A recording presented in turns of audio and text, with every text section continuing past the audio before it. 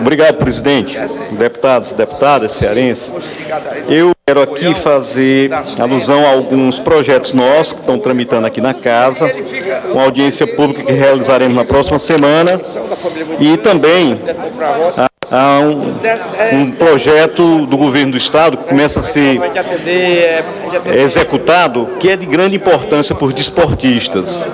Eu acredito no esporte como um instrumento extremamente útil para tirar os jovens do caminho das drogas.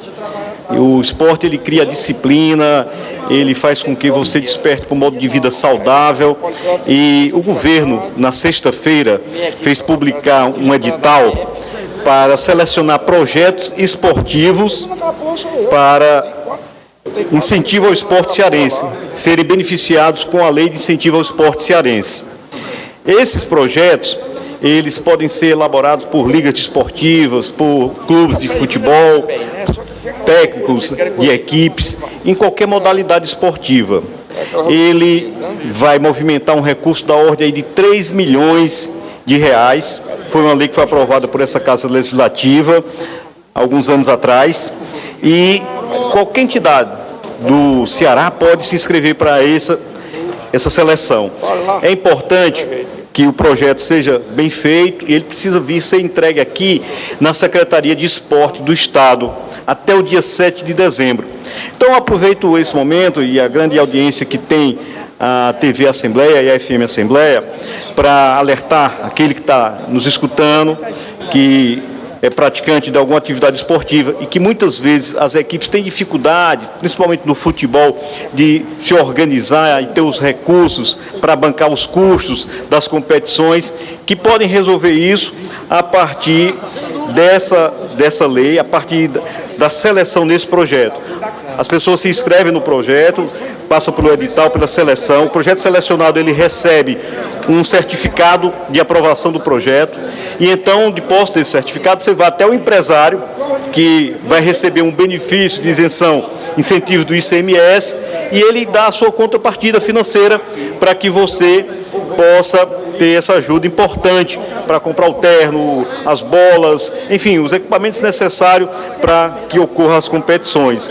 Eu quero saudar essa iniciativa positiva e deixar aí essa dica para você que quer organizar a sua competição, o seu campeonato. Lá na minha cidade, Juazeiro do Norte, tem várias associações de desportistas que praticam o futebol amador, que necessitam desse tipo de apoio. No caso lá de Juazeiro, aqueles que não sabem como elaborar o projeto devem procurar a Secretaria de Esporte do município para que ela ajude na elaboração desse projeto e que traga aqui para a Secretaria do Estado até o dia 7 de dezembro. Eu quero informar também que nós temos aqui tramitando na Assembleia Legislativa 3 projetos de nossa autoria, um projeto de lei e 2 projetos de indicação. Um deles está na última comissão, está tramitando aí desde 2015, que é um projeto que eu já debati várias vezes aqui, quero voltar a enfatizar, é um projeto de lei que ele vai normatizar a dispensa de medicação, a entrega de medicação, o receituário médico. Ele tem vários deputados como coautores que se sensibilizaram com a importância desse projeto e aqui eu estou novamente destacando a sua importância, porque ele vai ajudar aquela pessoa que vai receber a medicação a poder ir com um receituário de um médico particular e receber o remédio no posto de saúde.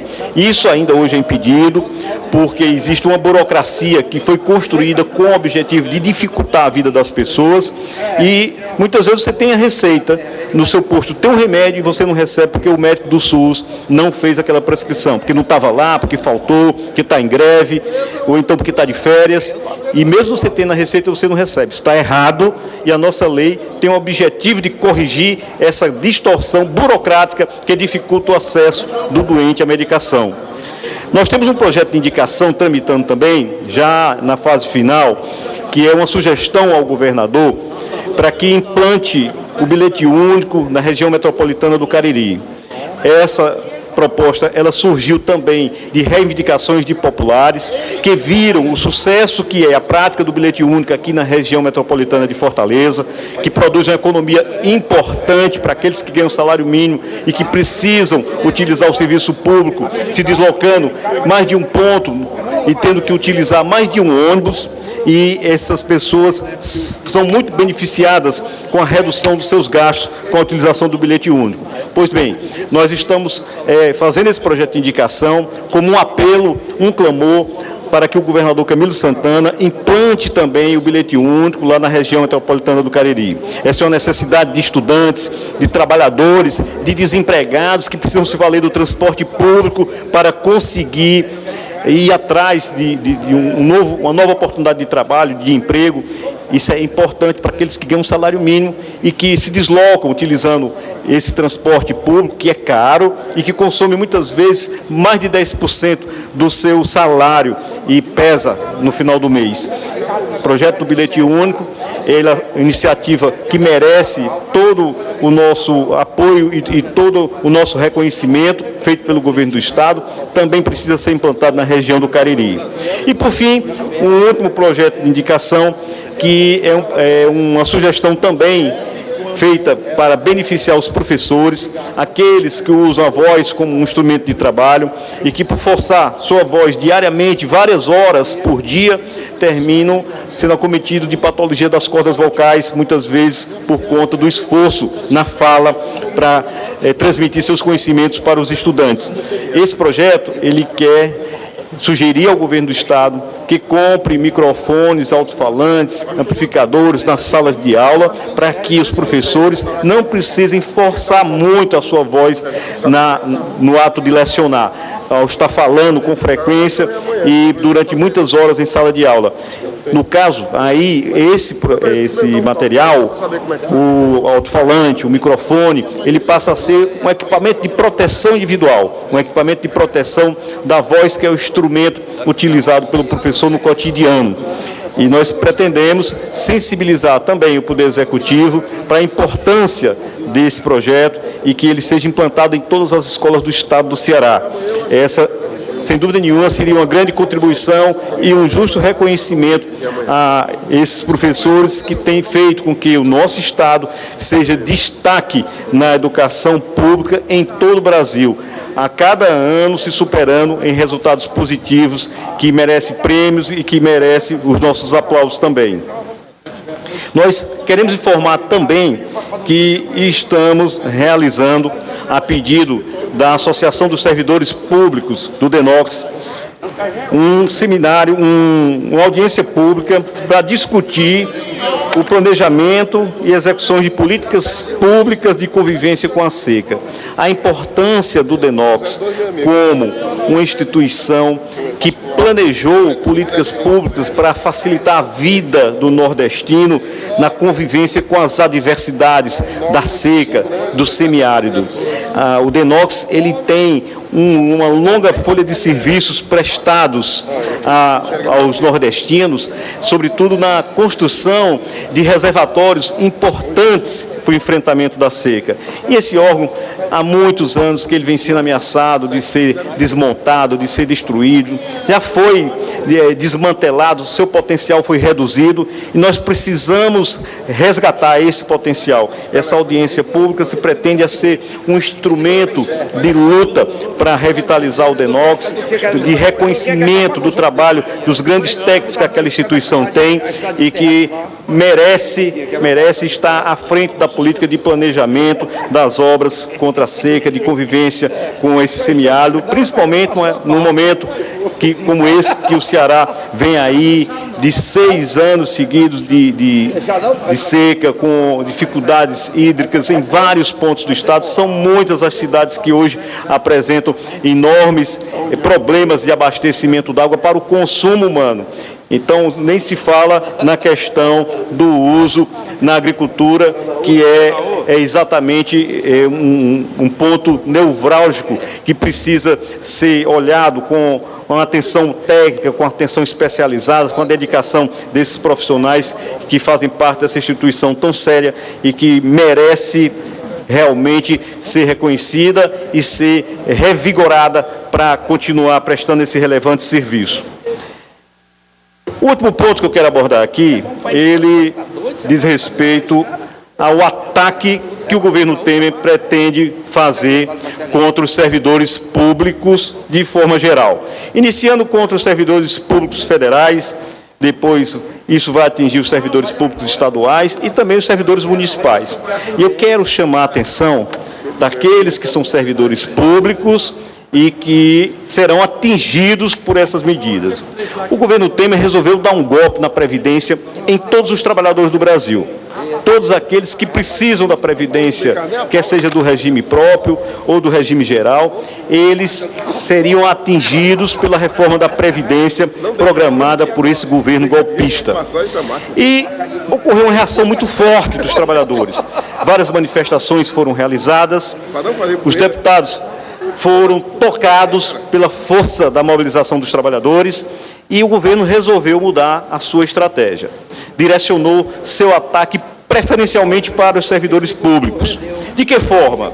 Primeiro, criou um plano de demissão voluntária para fragilizar as categorias, fazer com que os trabalhadores se iludam, achando que vão receber uma quantia importante que dá para mudar e para concretizar algum outro projeto de vida e terminam caindo nessa cilada e perdendo seu emprego federal. E a grande maioria dos que aderiram no passado a esses programas de demissão voluntária não conseguiram concretizar nenhuma nova alternativa de vida.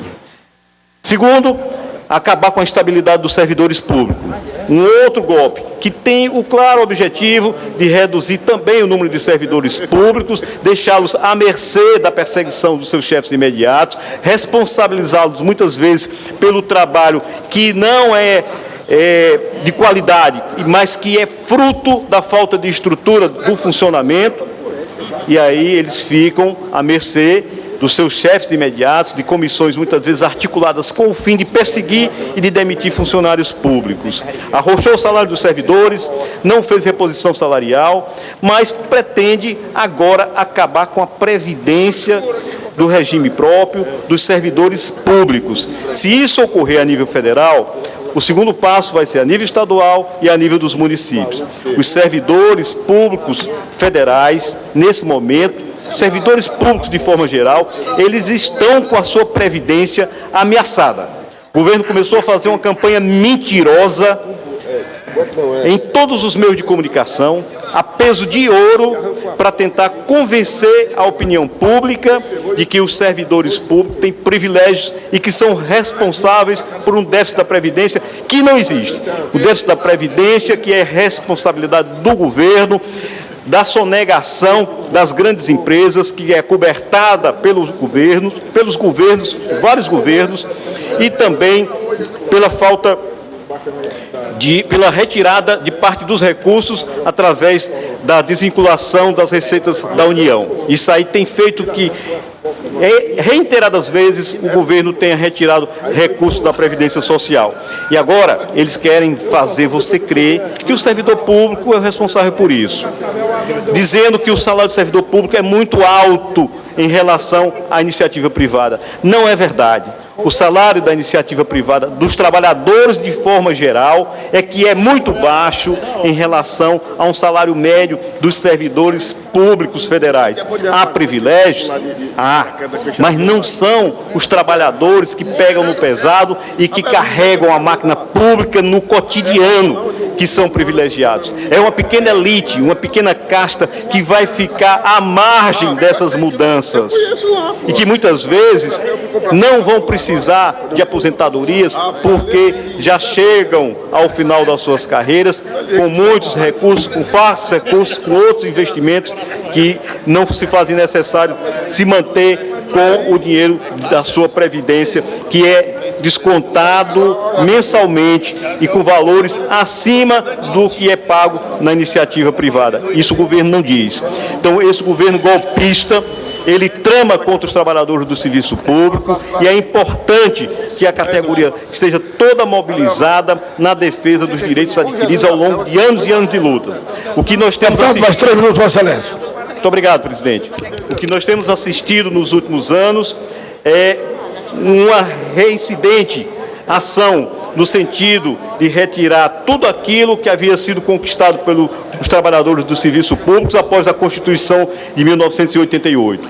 E esse golpe, realmente, ele tende a ser o mais duro de todos os que foram deferidos até o presente momento por vários governos contra os servidores públicos. E os sindicatos, associações de servidores públicos estão sendo convidados para fazer um debate profundo sobre isso aqui nessa Casa Legislativa no próximo dia 29, numa audiência pública, aqui onde o SINTSEF, Sindicato dos Trabalhadores dos Serviços Públicos Federais, estará à frente conosco, organizando esse debate, para informarmos a opinião pública e procurarmos sensibilizar todos os parlamentares do golpe que está sendo dado contra um direito legítimo do servidor público, que contribui com o crescimento desse país, com o funcionamento das instituições públicas e que agora o governo quer desmantelar o serviço público ainda mais e retirar o direito dos trabalhadores. O que está por trás disso é a lógica do Estado mínimo. O que quer o governo Temer com esse ataque aos servidores públicos? Quer fortalecer e favorecer a exploração de diversos setores onde o serviço público chega por iniciativa privada. Você fragilizando os serviços públicos, reduzindo o salário, retirando o direito de aposentadoria, não repondo os funcionários que estão saindo, implantando a terceirização irrestrita, o que vai acontecer é que o servidor público vai ser uma categoria em extinção. Logo, logo, todos os serviços nas repartições públicas serão prestados por empresas terceirizadas, geralmente de amigos dos poderosos, que foram beneficiados com as mudanças da legislação que ocorreram, exatamente para que eles tenham seu lucro cada vez mais elevado, explorando setores que antes eram competência exclusiva dos servidores públicos e do Estado. Isso se faz na saúde, a crise na saúde aqui, descrita com todos os detalhes pelo deputado Carlos Felipe, ela é resultado desse desmonte dos serviços públicos e tem como objetivo favorecer a iniciativa privada. Isso vai ocorrer também no setor de educação e no serviço público de forma em geral. Na Previdência, a ideia de fazer o desmonte da Previdência, de dificultar a existência do regime próprio da Previdência, ela faz parte desse processo para fortalecer aqueles que comercializam com as previdências privadas, e essa é a lógica do Estado mínimo de Temer, a lógica de desmantelar o Estado, de entregar o patrimônio nacional para as grandes multinacionais, como fez agora com a Shell, favorecida com mudanças na legislação ambiental e na legislação tributária, favorecendo uma multinacional inglesa, que hoje apadrinha o Michel Temer, inclusive com o nome de Michel, numa alusão ao nome da empresa, favorecida com o pré-sal a preço de banana, e essa grande riqueza nacional que ia contribuir muito com sua renda para fortalecer a nossa saúde e a nossa educação. Então, presidente, eram essas nossas informações, agradeço pelo tempo suplementar e fica aqui o convite aos servidores públicos para a luta contra essas mudanças na Previdência.